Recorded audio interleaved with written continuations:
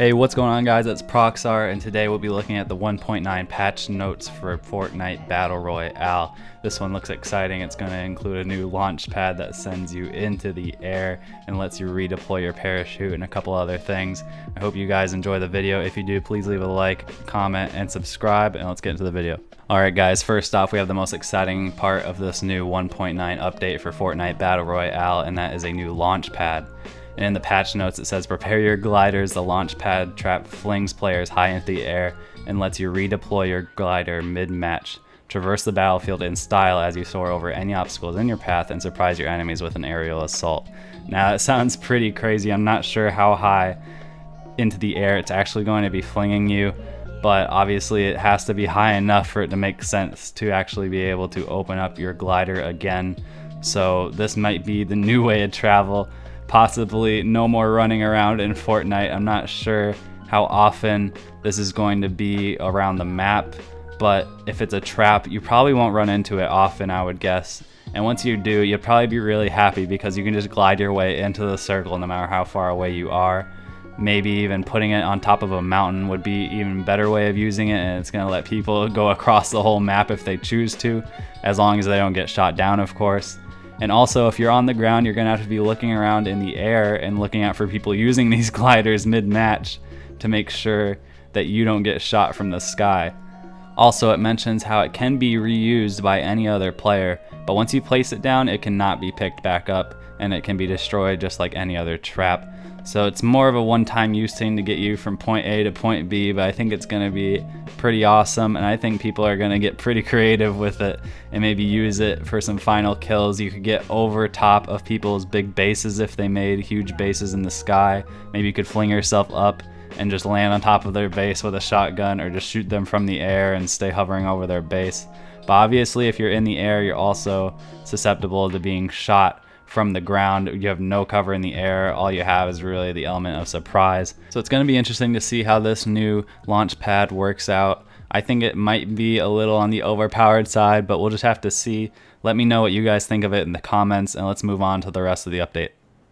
Alright guys, now we have some weapon changes, and this is kind of funny because I just made a video about the best settings in Fortnite, but now they're deciding to kind of change up how the settings and controller sensitivity work in Fortnite Battle Royale. So in the previous updates, the scope sensitivity they say was just too low, and I agree with that even at the highest setting. So this has been approved to allow a wider sensitivity range. So now instead of the 0 through 1, they're going to be using 1 through 10, so that makes a whole lot more sense to me. So this is going to be great for controller sensitivities, I think.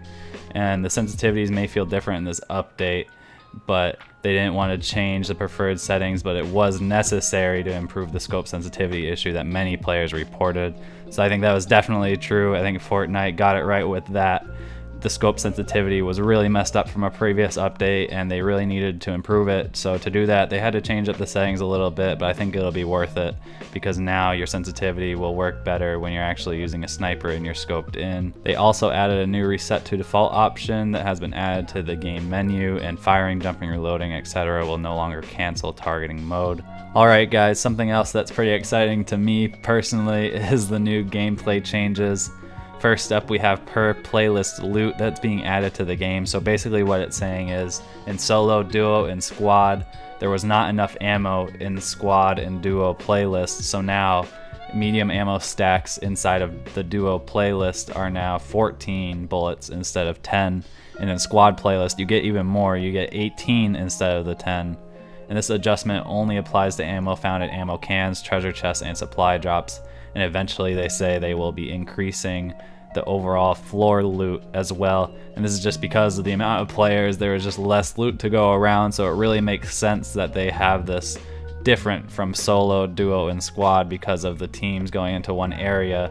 If I went and played a squad match in one area, there was never enough stuff. Everybody was always low on ammo. Also, they reduced the movement speed when you're holding your harvesting tool by 20%, so that's pretty big. It's going to make it so in the beginning you don't run as fast, so you're really going to want to find a gun. It really makes it even more important to find a gun and move with your gun instead of your harvesting tool. And also it's now possible to build in many grass covered areas that previously would not allow it.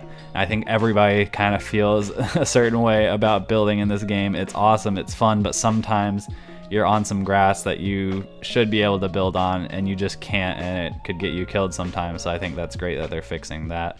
And you can now build inside of shallow bodies of water such as Loot Lake. So that now means Loot Lake is not as deadly as it was before. It's still not going to be a good place to be in, I don't think, but at least now when you're stuck in the middle of the lake, you can build a little shelter around you. So that's going to be great and not make Loot Lake Death Lake, basically. I couldn't go there without dying. So now you can build in Loot Lake, which is awesome. Consumables will now approximately fill to the max item limit when picking up stacks of the same item. It's just kind of the thing with picking up items and it filling up. Sometimes you have to take out your harvesting tool and pick them up that way. So it's just making the game overall smoother with that, which is great. And also supply drop health bar has been tweaked to reduce screen clutter. Whenever I'd shoot at a supply drop balloon, if you've ever done that, the HP bar of the supply drop takes up half the screen.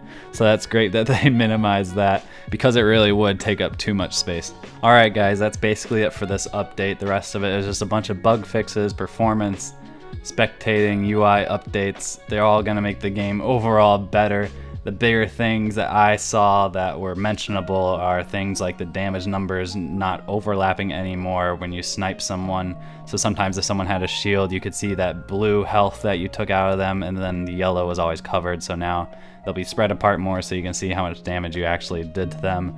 Loading times are gonna improve, lag's gonna go down. So overall the game's getting a lot better, so that is great. So that's gonna wrap it up, guys. Again, this update comes out Tuesday, November 14th, which is tomorrow. I hope that Launchpad isn't too overpowered. Please let me know what you think about it in the comments section. Please leave a like if you enjoyed the video, and don't forget to subscribe for videos similar to this one. And I'll see you guys in the next one. Peace.